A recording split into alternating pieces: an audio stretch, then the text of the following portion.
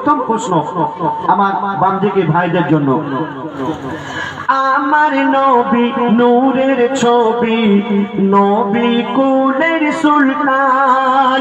ও গো আমার নবী নূরের ছবি, নবী কুলের সুলতান। বলো বলো নানার মাতা পিতার ছিল কি নাম, বলো কি নাম, বলো কি নাম।